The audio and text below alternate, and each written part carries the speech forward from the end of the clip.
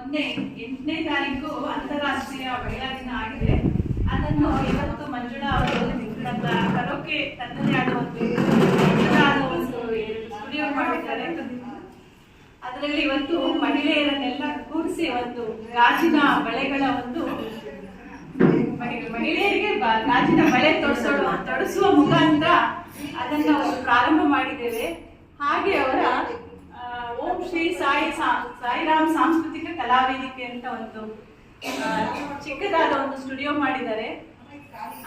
ಇನ್ನ ಮಂಜುಳಾ ಮೇಡಮ್ ಹೇಳ್ಬೇಕಂದ್ರೆ ನನಗೆ ಸುಮಾರು ಒಂದು 15 ವರ್ಷದ ಪರಿಚಯ.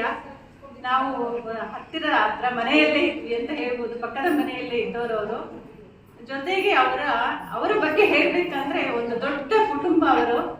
ಆ ಕುಟುಂಬದ ಪೂರ್ತಿ ನಿರ್ವಹಣೆಯನ್ನು ಒಬ್ಬ ಮಹಿಳೆ ತನ್ನ ಹೆಗಲಿಗೆ ಎತ್ಕೊಂಡು ಅದನ್ನ ಏನ್ ಹೇಳೋದು ಖಂಡಿತರ ಸಾಗಿಸ್ತಾ ಇಲ್ಲಿ ತನಕನೂ ಬಂದಿದ್ದಾರೆ. ಅವರ ಜೊತೆಯಲ್ಲಿ ತಂದೆ, ತಾಯಿ, ತಮ್ಮ, ಪುಟ್ಟು ಮಕ್ಕಳು. ಆಗ ಸುಮಾರು ನಾನು 15 ವರ್ಷದ ಹಿಂದಿಂದ ಹೇಳ್ತಾ ಇದ್ದು ಪುಟ್ಟು ಮಕ್ಕಳು.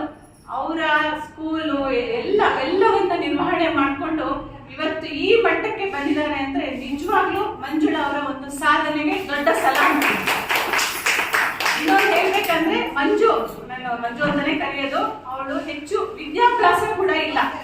ಇಂದಿನ ದಿನ ದೊಡ್ಡ ಏನ್ ಹೇಳೋದು ಡಬಲ್ ಡಿಗ್ರಿ, ಟ್ರಿಪಲ್ ಡಿಗ್ರಿ ಎಲ್ಲ ಮಾಡಿದವರು ಸಹ ಇಷ್ಟು ದೊಡ್ಡ ಸಾಧನೆ ಮಾಡ್ಲಿಕ್ಕೆ ಆಗಲ್ಲ. ಅವರು ಅಷ್ಟು ಓದದೆ ಇದ್ರೂ ಕೂಡ ಈ ರೀತಿ ಒಂದು ಸಾಧನೆಯನ್ನು ಮಾಡ್ತಾ ಇದ್ದಾರೆ. ಇದರಲ್ಲಿ ಸಾಕಷ್ಟು ಜನರಿಗೆ ಇದರಲ್ಲಿ ಒಂದು ಭಾಗವಹಿಸುವ ಅವಕಾಶ ಕೂಡ ಕೊಟ್ಟಿದ್ದಾರೆ. ಜೊತೆಲಿ ಇನ್ನೂ ಒಂದು ಹೇಳ್ಬೇಕಂದ್ರೆ ಅವರಿಗೆ ತಾಳ್ಮೆ.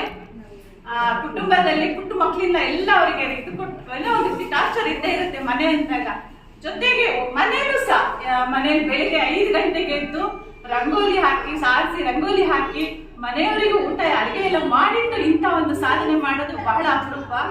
ಹಾಗಾಗಿ ಮಂಜುಳಾ ಅವರಿಗೆ ಈ ಮೂಲಕ ನಾನು ಒಂದು ಏನ್ ಹೇಳೋದು ಹಾರ್ದಿಕ ಅಭಿನಂದನೆಗಳು ಹೇಳ್ತೇನೆ.